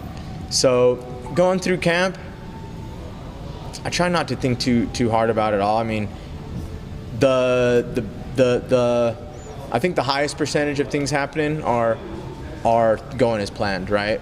So I look at that. Most of my thoughts go into you know, Cejudo and TJ fighting and me and Ortiz fighting, because I think that's probably the highest percentage. And then, you know, sometimes when I'm sparring or get past a certain point, maybe like 4th or 5th round of sparring, I can start thinking about those guys, you know, when I'm doing the extra work and stuff. But like I said, it's one of those things where, you know, fought Cejudo before, fought TJ, trained with him many times, and I really don't know how that's going to work either, because this is another thing I thought about and we've kind of talked about, and we're kind of going to get it when it gets there, but I'm like the alternate for a title fight, and like there is a chance Cejudo falls out, and then it's like, is me and TJ a title fight? No one's really got to that until it actually happens. So, you know, at the end of the day, I like, you know, give people the benefit of the doubt, and both guys are professional. You know, both are world champions, so I don't think they're going to go out and really mess this up. So, yeah, I just think about fighting Ortiz for the most part. Is there a cutoff time for when you'd be willing to do it? Because we've seen things day of, right? I mean, you think about like Walt Harris and Verdum or things. I mean, we've had changes the day of a fight. So, I mean, is there a cutoff date where you'd say, you know, on Friday morning, yes, I'll take a world title fight. On Friday night, I won't. Or Saturday morning, I won't. I mean, could you be driving to the arena and they say, bro, you're not going to believe this, but he just got ruled out. We need you to step into a world title fight. Yeah, in New York, you know, there's nothing, like, you never know. The girl had like chapped lips and they told her the day of. So yeah, I mean, I don't think there's a time limit, because that's what I came in for. So I was assuming if it did happen, it would be a weight thing. So that would be only a day notice anyway. Like, I don't think anyone's gonna fall out a week before or anything. So I was assuming if it was gonna be something, I would know on Friday anyway. So I think that's just the different thing is, you know, obviously people think TJ's never made it, so it'd obviously be him and me and Cejudo going for the flyweight title. But, you know, say Cejudo, for some reason, something weird happens, and like, is that an interim title fight or we main event, like something like that? That's some stuff I don't know yet, so we'd have to see kind of where that goes, and maybe it becomes a whole nother deal, you know, with a fight with a bantamweight champion for this or that, so. Have you seen the TJ social media posts that everybody's talking about? No. Everybody's saying that he's looking a little gaunt already and looking a little rough. And oh, I saw him looking super vascular and skinny, like he's like on 35 weight already, basically. Yeah, I mean, when you're going down to another weight class and that's a high percentage of your body fat, that's going to happen. Guys are going to look freaking weird. So it didn't concern you or make you feel confident? Did it inspire you one way or the other to think, yeah, he looks good, or no, he looks terrible? I didn't really pay attention to it. I just kind of like saw him, and I like was like, damn, he's really getting there. And, you know, the thing with TJ is he's super like, weight cutting is like, performance and fighting, everything is one thing, because you never know how you're going to feel at a weight or whatever. But weight cutting, you can make the weight. Anyone can make a weight. Like, that's all about just like discipline and hard work. You're going to sacrifice some stuff along the way, whether it be strength, actual training, actual this, whatever. But like, I think guys can make weights. It's just what are they sacrificing to get there?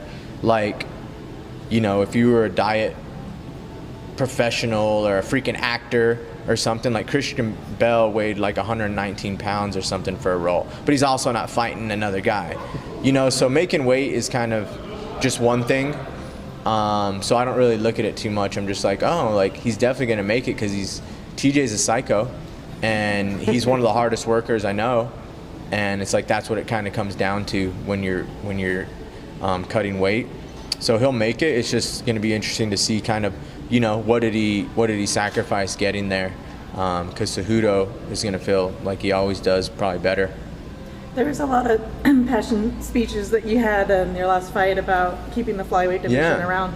now that you have the new platform with the ESPN Plus card and there's a couple flyweight bouts on it, do you feel a lot of pressure to try to really perform and make people realize that this division is important and to keep it around?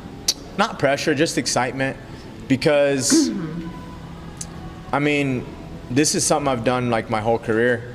I was the first ever, flyweight title fight. I'm the longest now fighter in the division.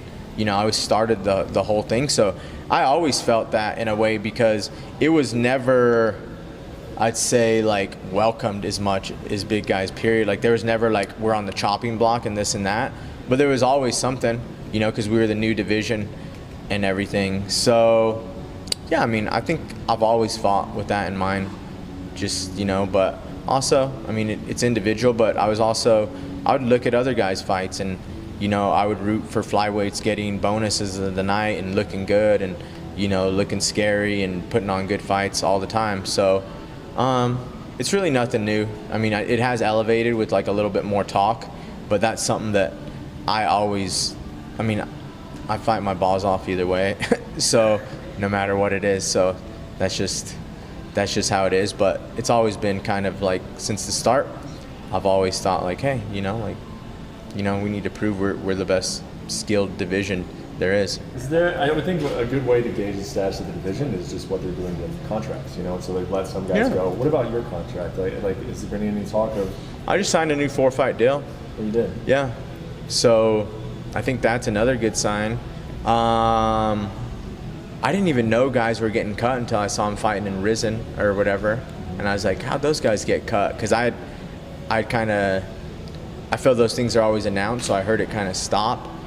But the way that I just gauge it is look, there's a flyweight title fight. One of the best pound for pound guys is coming down to our weight to fight. We have a new champion. It's headlining the first card ever with ESPN. So that's how I gauge it right now. I'm fighting on it. There's other fights being signed. So I just look at it like that, and then, kind of after the fight, look at it again and see, oh, well, what happened in this fight? What are they going to do now? Because other than that, I haven't heard anything. Everything really chilled out, I think, once they got that fight, because now it's steady and they know just well, we can't really do anything to division until after this fight with TJ and Cejudo. So yeah, like I said, I just business as usual until you hear otherwise is kind of how I look at it.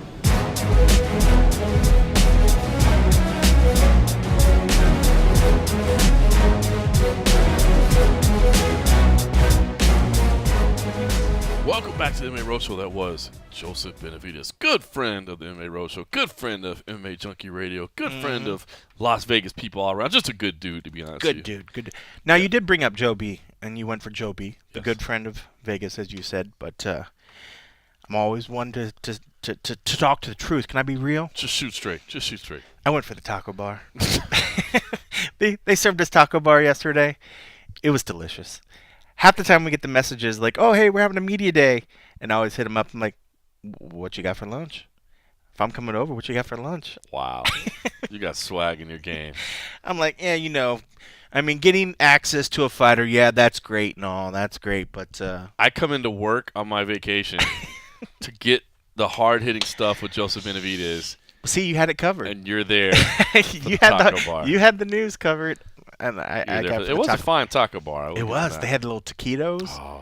Taquitos were money. I was like, man, good stuff. By the way, I should say, if we pull back the curtain again for the MMA Roadshow listeners, this is pretty awesome. Joseph Benavidez audio was playing out, and you were all hearing that interview, and we'll get to that momentarily, there was a knock on the door. Now, Cole Coffey was a little hesitant to go answer the door. You can tell him why. He's had some Jehovah's Witnesses hitting him up, trying to convert him. Thursday seems to be the day they want to come by and convert me here. Trying to convert him early, and he's like, I don't know if I should go get it. And he was like, let me go check. So he runs out there, and it turns out it's actually a delivery.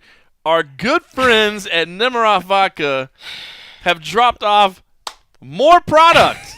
As I am enjoying. I think they were trying to convert you. I think maybe they were listening in to our Patreon only live taping of the show, and they heard that you were having PBR and they had it just like Amazon Prime Now shot over while we were because they wanted to make sure you were having your Nemiroff vodka as well. They're like, the 2018 it was conversion staff Thursday. champion does not listen or does not partake. We should really work on him.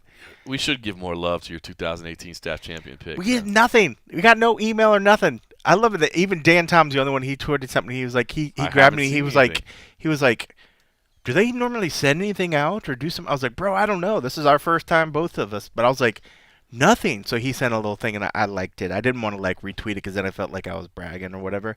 But this is my goddamn podcast. I can brag a little. Yes, That's as much as I'll brag. 2018 That's as much as MMA I'll brag. Junkie picks champion Cole. But dude, it's so funny. We literally were joking about when you brought that Nemiroff, and you asked me earlier. You're like, have you seen anything Nemiroff? I was like, no, I haven't heard anything. And I was like joking about how Watch is going to show up when you were here today. And literally, I was so much happier that it was Nemiroff at the door instead of the Jehovah's Witness trying to convert me. Nemiroff. No offense if that's your thing. Nemiroff. It's better than Jehovah's Witnesses. It's better. That's the tagline right like there. It. That's Nemiroff. the new hashtag. We got that for you. We got that for you. Nemiroff. It's better than Jehovah's Witnesses. All right, listen. All right, let's talk about Joe B real quick. I will say a couple things that he brought up that were real interesting. I mean, we kind of know that he's still serving as the backup, and I want to talk about that in just a second. But one thing he touched on that I'll be honest, I hadn't even thought about, and I should have thought about it, is the fact that T.J. Dillashaw cutting down to 125 is happening in New York, of all places. The ones that seem to throw up the most red flags, that seem to have had the most, just baffling decisions. And again, it's all angled towards fighter safety, so I don't want to disrespect them for what they're doing. But my understanding is, they had I apologize that I didn't pull up the facts on this, but I know recently they had a very tragic boxing situation there. A boxer with brain damage, and it was on a big bout, and this has caused them to become more careful than ever. And I can respect that. I can appreciate that, but it did make me think like, oh shit, I totally forgot about that. Like they have had issues with small things that we wouldn't normally consider an issue, and to have T.J. Dillashaw cutting down to 125 there in New York. Man. You're talking about the guy in New York that received the big payout from him? Yes. Okay, yeah, I was just looked that up. Yeah. Magomed Abdul. That's it. Abdusalamov. Yep. Received $22 million for sustained severe brain damage during a heavyweight bout at MSG. That is exactly it. That's the one I'm talking about. Yeah. Crazy. So they're being incredibly cautious because they obviously, should. That's a huge amount of money. Think about that. I mean, they're not generating $22 million of revenue. I mean, they're generating pretty solid revenue, but not enough to lose $22 million in revenue. Wow. So that's big. So yeah, they've been very, very cautious since that moment. So I'd kind of forgotten about that, and I'm surprised they did. Now, I will say this too. Ali Abdelaziz had came out. I believe he tweeted this. Maybe he did it in one of his media appearances. But Ali Abdelaziz said, that if Dillashaw misses by 0.1, they're not going to fight him. And Cejudo is going to fight Joseph Benavidez instead. And I got to say, I honestly don't hate that. I kind of think it's fair, to be honest with you, for a number of reasons. Number one, that and you and I know, man, we've been talking to a lot of fighters, right? And every fighter we talk to says, I believe if Cejudo went to 135, Dillashaw wins. But I believe Dillashaw cutting down is going to be a depleted Dillashaw, and he's not going to be able to win. So competitively, I understand them saying, look, he's got to make it all the way down to where we're at. I definitely agree with that. But the other thing that I think is, if it is the case that the flyweight division is on the line, and we don't know, again, we don't know, but that is the case that some people are making. That is the case that T.J. Dillashaw is making, that he was the hired gun to go kill the flyweight division. If the flyweight division is really on the line, that's a lot of money for Henry Cejudo. Yeah. I would say, nah, bro, you don't get 125.1. You got to make 125. So I got to be honest, I don't hate that. And the more I think about it, man, the more I think about, I will not be shocked if Joseph Benavidez is fighting for a world title next week in Brooklyn. Yeah. I mean, I don't see why, if he misses the 0.1, just make it a non-title fight and still fight TJ.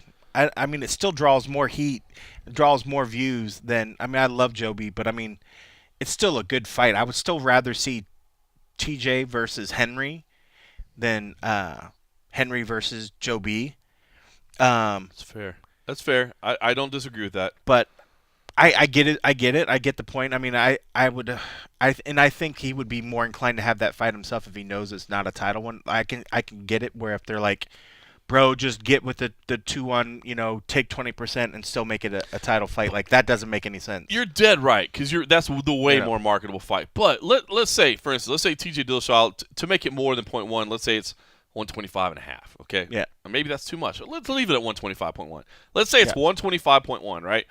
Dillashaw comes in and knocks out Henry Cejudo in the first round, right? And then we go to Dana afterwards and say, hey, what's going on? And Dana's like, yeah, you know what, man? We just decided to close up shop in the flyweight division. We go, why'd you do that? Why'd you do that? Well, listen, man, we gave it a shot. It never worked with Demetrius.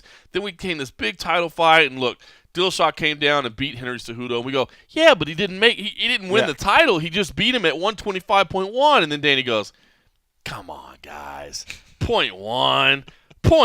We're talking about 0.1. Mm-hmm. You know what I mean? Like, don't give him that benefit. Don't give him that opportunity, right? But what if he was like, we're getting rid of that and we're bringing in 165? All right, I'm in. It would be really shitty. I mean, if he did do something like that, when I think about this fight, when you think about, does an 80% TJ Dillashaw beat 100% Henry Cejudo? No. You don't think so? 80%? He's got to be. At what percent do you think? That's what I'm trying to think in my head. That's what I'm trying to think in my head. Because look, I do believe when it comes to striking, if we're talking pound for pound, if we're talking about the whole like non-existent pound for pound, like if everybody was the same size and all that, TJ's the better fighter. Right. There's no question about that. TJ is the better fighter. He's one of the best pound for pound fighters in the world. But that is the question mark: is how depleted will he be at 125? 80%. I mean, 80% to me means, you take those UFC 3 statistics, right? Their rankings or their ratings, and you knock them all down, right? I mean, if you're a 100 fighter across the board, you go to 80. That's 80%, right? Right. But I guess so. If you take down the speed, the cardio, and the movement to 80%, I would think that. See, I don't think it all would go down to 80%. I think if anything, it would be like the cardio. Right. And I think an 80% TJ is a 3-round fighter. Is because the TJ that gets to the 4th and 5th would be the TJ that would be done, right? Would just get. He'd be done. He wouldn't be able to, because if Henry was 100%, he wouldn't be able to resist the takedown, and once he got taken down, he wouldn't be able to get up. But I would give an 80% TJ if those first 3 rounds is when he would be still very, very dangerous.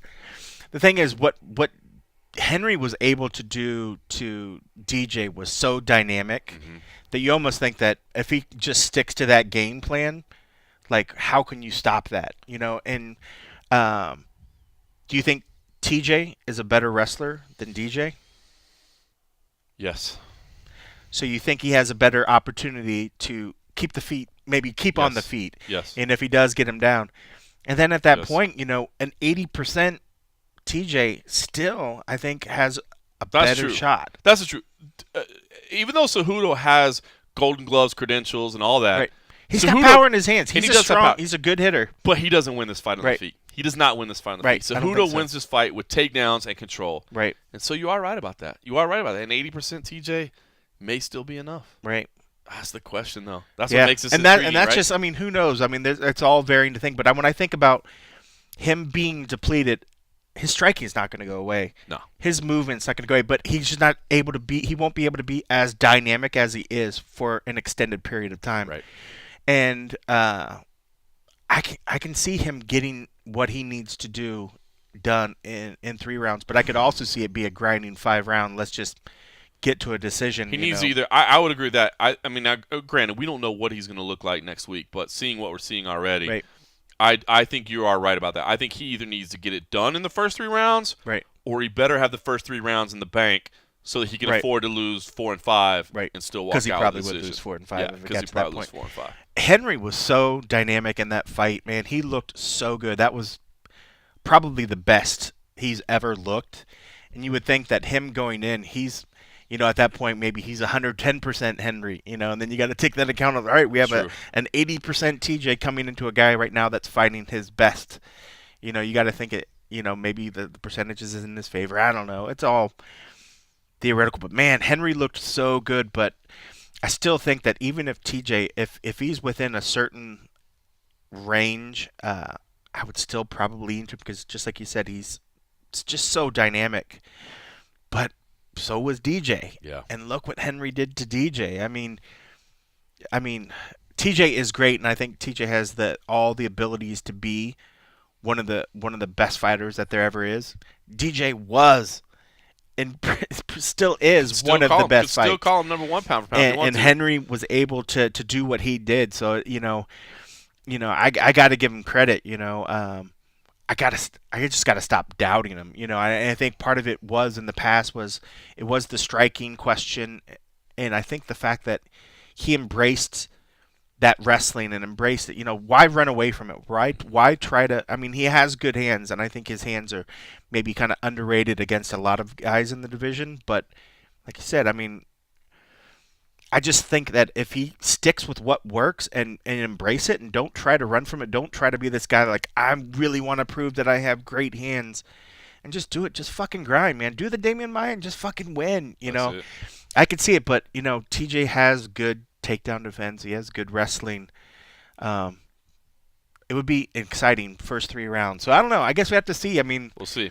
I'm intrigued for next week. I will say we don't have the full schedule yet, but I think it's pretty interesting just to kind of give you an insight into how the UFC is looking at this. Basically, I know a lot of people were up in arms that Greg Hardy versus Alan Crowder was the co-main event.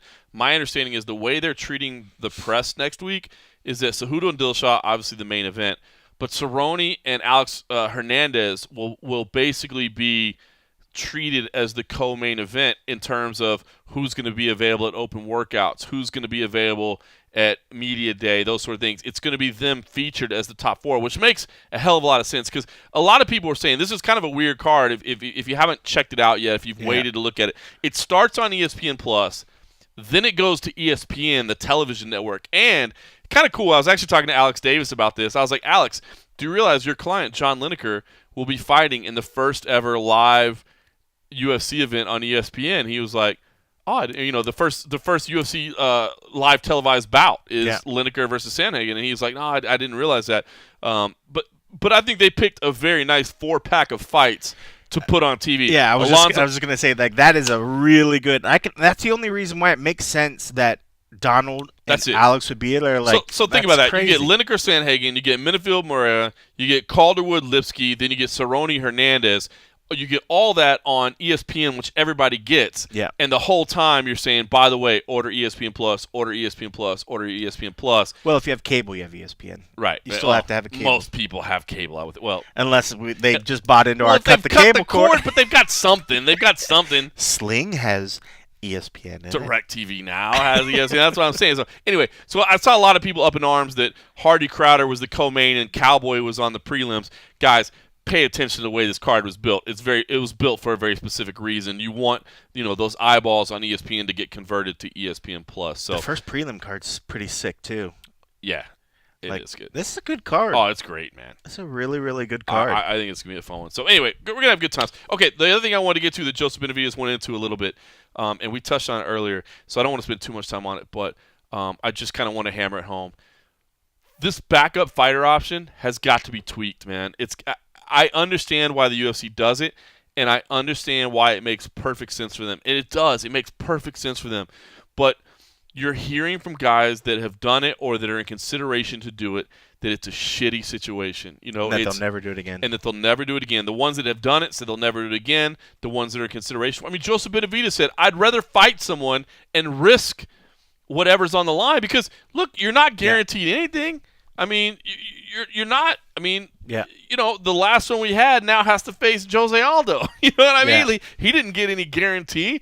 Kamaru Usman didn't get to walk. He had to go face Rafael dos Anjos. I mean, nobody is getting guarantees, and the money that they give you is not a full show. And I get why it's not a full show purse. I mean, Joseph said it. Most of these people that are being considering this have sizable show purses. So, but something has to be tweaked here because it's not a good situation to be in. You either need a full show purse or at least like a higher scale of your show purse, or you need to be guaranteed that I get next. Yeah. You know what I mean? Look, Yeah, I'll like do this, and I'll take 20 grand or especially 50 if it's a backup grand. for a title fight. Right. It's one thing if you're just even a backup for the main event or something along those lines, but if it's a backup fight for something that has For a title fight? that has real legs, you gotta give them something. If for you're it. to your point, exactly. If you're a backup for a fight night main event, Yeah. okay, fuck you. You get 50 grand, and that's Right. that. But if you're a Which backup a lot of to them a probably title would be fight, really happy with 50 grand. yeah. But most of the people that are in there are like Yeah. on 100 or 200 show. If you're the backup for a title fight, you deserve big money, or you got next. It's that simple to me. Yeah, I agree. I mean, from everything I've always heard, the cost of even just the gate, for the most part, covers the purse. Right. I mean, That's the financial goal for each show. right. So, like, it makes sense that if somebody's a backup, there's easily money there with just what's there. Like, you're not tapping into the pay-per-view or whatever to pay these guys. Like, pay them their show money. I mean, I'm sure some of these guys, if they really wanted to kind of pursue some things, pay them the show money and count it as a fight on their record. If they should they want to pursue it? Like, how about this? We're going to either give you a portion, or we can, give you your show money and count it as one of your fights on your contract, in case guys wanted to get off of it. That's so say I have 3 fights. I don't hate that. Right, say I have 3 That's a little fights. leverage in my direction. That means I Right. get to renegotiate with you sooner. Even By if I'm doing not something trying to like leave, that. even though I'm trying to leave, Right. even if I'm happy in the UFC, I Right. get to that's a good clause, man. I like that. something along I those get to lines. sit back at the contract table with you sooner than I thought. Right. I like It that. would be interesting, and it would kind of give them a reason to say, okay, now I get why we're paying you this money. It's like the equivalent of a fight. It covers the UFC's obligation as well, because they are obligated to give these guys these fights. Yep. Just do it this way, and it helps both of them, and it makes it worthwhile, because what they're doing, That's not a bad idea. what they're putting themselves under, I mean, it's ridiculous. Cold coffee, man of reason. I like that. Well, I realize that, last time I think we also said that Tyron and Kamaru probably made sense. I think D-Dub probably secretly listens to us. So if this happens, Secretly, bro. well, I mean, he hasn't been calling me to say, "Hey, bro, your hot take on my, whatever." But if it happens to pop up soon, Every time I talk to him, he's like, "Hey, bro, when's the last time you had an award-winning PBR?" All right. that would be so outrageous if that ever. I like it. That is a great option. So I don't know. I just want to hammer that home because I think you can hear. I mean, we've talked about it a lot on this, and I think maybe in some way, maybe people are like, "Oh, John, quit hammering on this." I've never heard that, but it's not like a personal, like just vendetta of mine. But I do think people don't realize how hard that situation is that people are in. Eventually, they're just going to stop doing it. Like if they know that there's no guarantee, unless they clearly work it out, and some guys have said that they clearly know going into it what they're going to get out of it, so there's no surprises. Mm-hmm. I think it just felt like for a while there was no guarantee of what that amount was going to be. Right. They're like, I'm doing this, but so what do you get? And they're like, well, I'm not sure. That should never be an issue. So I would like to see it get to the point where they're at least getting paid better, or like you said, guaranteed placement for some, or why do it? Yeah. Why do it? Like wiping away one fight on the contract. Dude. That's a nice little something. That's a nice little something. That's solid. All right. Listen, should say at that media day we were supposed to get Joanne Calderwood as well. That didn't work out. She wasn't there. But I did see on her social media it ended up being like her last day of hard sparring or something like that. So I think the schedules just didn't work out the right way. So I'm hoping to speak. She couldn't have sparred a little bit later on in the day. Hoping to speak with Joseph. Well, you got lots of people in there and that sort of thing. So I'm hoping to dating speak with her Joseph trainer. next week. Huh? She couldn't just train anytime she wanted? No, she was sparring, so she had to have training partners in there to go with her. It was a Shark Tank. I think she said it was her last Shark Tank of the day. So anyway, hoping to get her next week. All right. I want to say one thing, and maybe it's too late in the show to get into a debate, but I want to throw one more topic out. Uh-oh. So another thing about this vacation, I'm trying a radical step of not being roadshow ready like every day. Like maybe only having frosty beverages, on certain occasions. So I went a couple of days without having any frosty beverages, and it was a positive thing, no doubt, man. I actually dropped a couple pounds, which is good. It's something I definitely need to do more of. The only issue is I can't really sleep that well, which kind of sucks a little bit. But the other thing is, the mind is definitely clear. But this happened to me this morning. Uh-oh. I woke up, no bullshit, at 4:30 this morning. And when I woke up at 4:30 this morning, the thought on my head was about the upcoming UFC schedule and the talk of oversaturation and what it means to be a UFC fighter. For years, I've heard people say it doesn't mean as much when you say you're UFC caliber as it did maybe say 2010, before the Fox era, before everything started to blow up. Like at that time when there were way less events, to say you were a UFC veteran, a UFC caliber fighter, used to mean a lot more because, now there's so many more options. There's so many more people in the UFC, right? And I know this is ridiculous that this is the first thought that was going through my head at 4:30 in this morning. So I don't know if I should be drinking more or less, to be honest with you. And now people may know why I drink this much, because otherwise this is what happens. But I had this thought, and I've heard this argument before, and I get it. If there's 100 people on the roster versus 600 people on the roster, does it mean the same? And you know what? I think it's bullshit. I think to be a UFC fighter still means as much now, or maybe even more, than it did before. I get that it's not as rare. I get that there's more of it. You're right. There's more frequency. But, man, when we've had the opportunity to travel the globe covering the sport, right? And we've seen gyms from around the world. And even me, now that my son is in training, man, I'm in Extreme Couture or I'm in Syndicate, every day of the week. Is he still going between the two different both. ones? He's doing both. He's doing jiu-jitsu because he loves doing gi jiu-jitsu, and they offer him on different days. And so I'm in both those gyms every day of the week. And, couple that with everything that we see around the world, when you think about the number of people that are chasing this dream versus once were, like, in 2010, you didn't have hundreds and hundreds. I mean, I see the number of people chasing this dream, and I see the sacrifices that they make. And I think to make it to the UFC, I get it. It doesn't mean you're rich. I mean, look, I'm doing a job. You're doing a job that a lot of people would love to do. We ain't never going to be rich. You know what I'm saying? By any stretch of the imagination. Right. But we've reached a nice level of our career, right? We've reached a nice milestone. And I feel like, obviously the UFC is a bit different than that. But I believe that, honestly, saying a UFC caliber fighter is not the same worthiness that it was in 2010, for instance.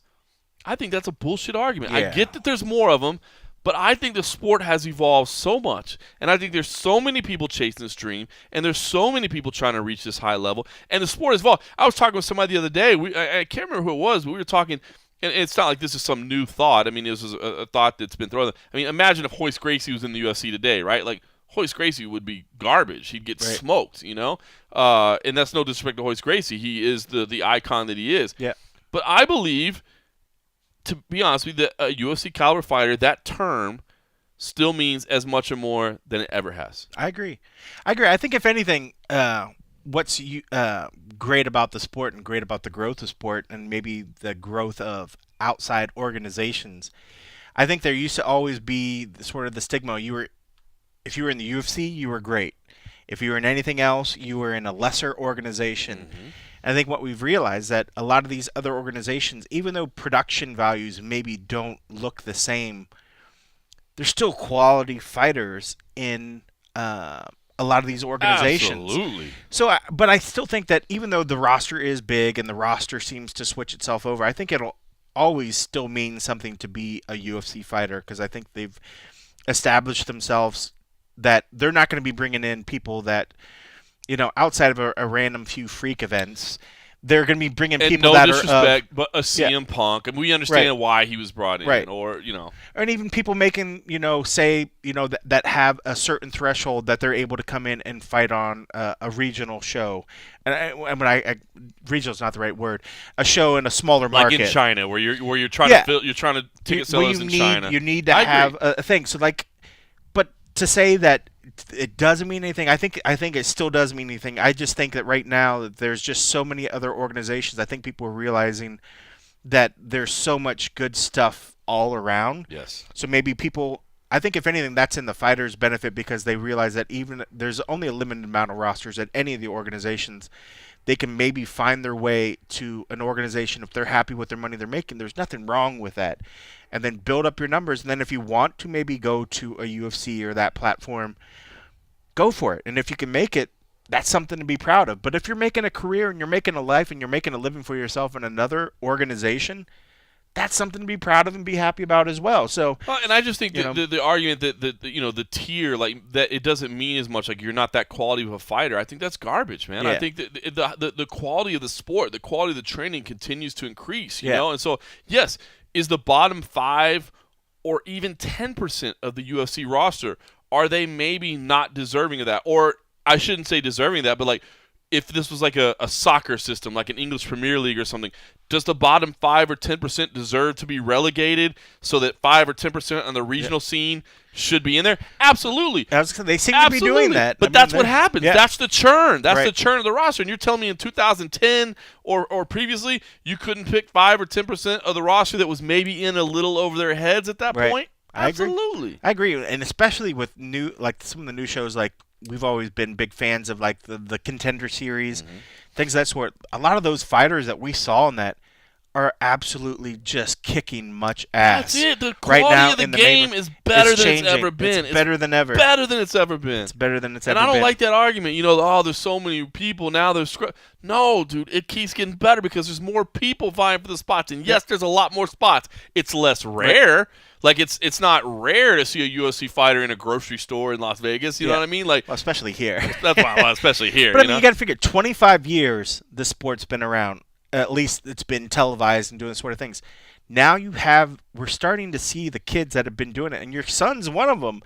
You're seeing kids that have been doing this as long as, say, some of these guys that grew up playing soccer, grew up playing football, grew up playing baseball. Now we're seeing the generation of the kids and that have done that. Martial arts has been their sport. Yep. So, I mean, it's only going to get better. I mean, it's incredible. We're at such a unique time right now. I think we're really starting to see the benefit, the fruits of the labor of all the guys that have went before. Like you said, you mentioned Hoist. We talked about BJ earlier. Guys like that, bringing them in right now, they're not going to have the same success because the level of the guys that were able to study what these cats did and learn from it and then realize that, hey, I need to have this in my game. I need to have this in my game.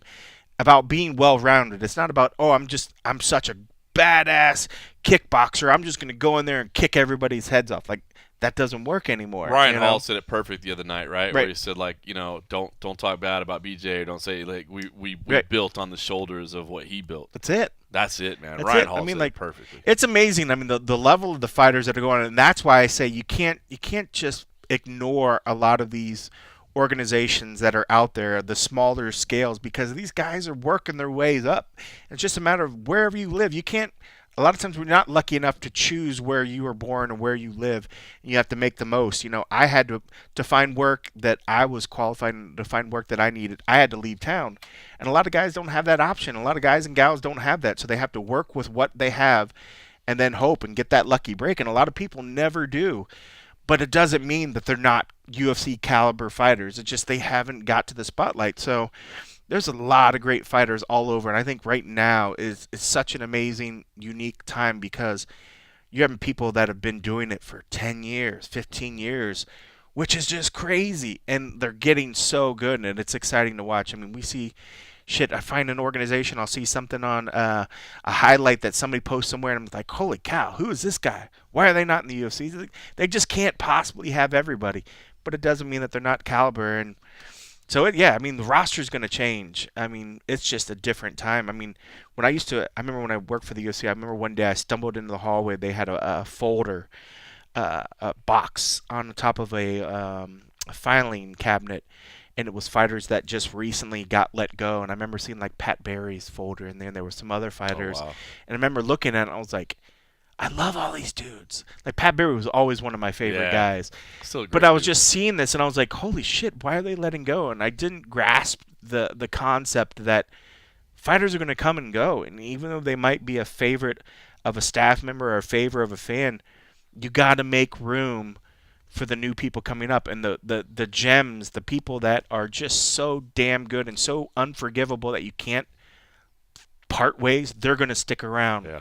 But we're going to constantly see new people coming and going. And, unfortunately now, that's why I think we see some of this. What gimmick how do you separate yourself? So, a lot of people, when they're like, at both X and Y are level 10 when it comes to the fighting, but X can certainly talk in front of that camera where Y might be a little bit shyer. You're taking X all day. Who we're going to bring to the media events? Who are we going to put on our promo, So it's crazy, but It is. I know this was long-winded, but it is such an exciting time. But to think that the caliber of the fighter, and I think anybody that's in the UFC should be happy and should be proud. But also, you can't rest on your laurels because the new crop of fighters that are coming up is just unbelievable. That's it, man. Unbelievable. That's it. All right. Well, that's what I was thinking about at 4:30 this morning, and I woke up and I couldn't go back to sleep, and so CBD, dog. You gotta get you some CBD. I tried to do it. I'm on vacation. I tried to stay sober for a couple days, and this Which is is what good. happens. Is it good or bad? This is good. I mean, is it good or bad? It is good. It is good because there is a part of your body that has to shake it off. It has to work it off. So you just got to work through the kinks. All right. You got to work through the kinks. Well, the kinks where I woke up at 4:30 in the morning thinking about an MMA debate in my head. That's some crazy shit. Some crazy shit. I definitely don't have that. That peels back the curtain on my brain, which is jacked up. One more change from vacation. I changed my Twitter and my Instagram avatar today. Well, I did notice that. It is now a blue shirt. I figured, what the hell? You know what? It's what people know me from, and I think most people that listen to the show probably know by now. But in case you be one of those rare listeners that doesn't, I wore a blue shirt many years ago just to a random UFC event. My wife sent me a picture of my son, who at the time I think was like a year and a half or 2 years old, touching the TV because you could see a picture of me on press row, and I was wearing my blue shirt. And I said, you know what? From now on, I'll wear a blue shirt every fight night so that Eli, my son, knows where I am because I travel a lot, and even on fight night he'll be able to find me and know exactly where I am. And I never thought anybody would notice, but then I also started noticing it's actually really bright on TV. So of course people notice. But anyway, it was a family thing. It started out as just a sweet little family thing, and then people started to notice it, and then it's kind of become tradition. So I said, to hell with it. I'm just gonna throw it out there as my avatar. I dig it. I do miss the other one. I still, because I was even just looking at the Roadshow. We still have it as the banner for the Twitter, but we have the newer highway shield for the which is avatar. nice, but maybe we need to bring back that old school original. I do like the old one. That dirty, grimy. That's why every time I saw your thing, I was just like, oh, Roadshow. That's the Roadshow. I know. I don't know. I guess maybe I'll switch it back. It's a classic one. Maybe we switch back to that one. Yeah. That we figured out on a muggy April night. Miami 4 years ago. Getting eaten the fuck up by mosquitoes. The humble beginnings of the MMA Roadshow. And now we just have the humble continuation of the MMA Roadshow. I will say, the fine folks at Nimrod Vodka who have shuffled over, I was going to say gear. That doesn't sound right. Product. Even today, have told me that they might have some tickets for me to give away in Brooklyn as well. Whoa. So, no, we're not talking about dozens. We're talking about a handful. But I may have some tickets to the UFC event in Brooklyn. So, hang tight.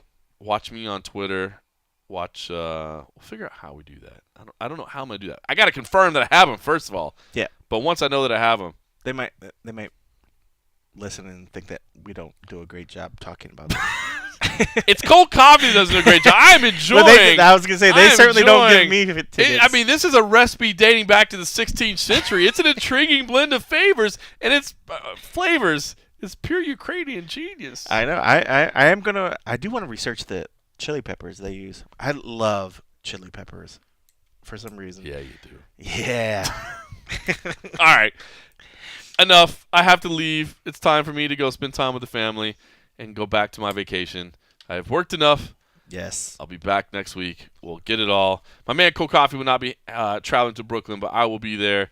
The young Mike Bond will be there as well. We'll find out who else is in town. We'll try to make it entertaining. Until then, thanks for listening.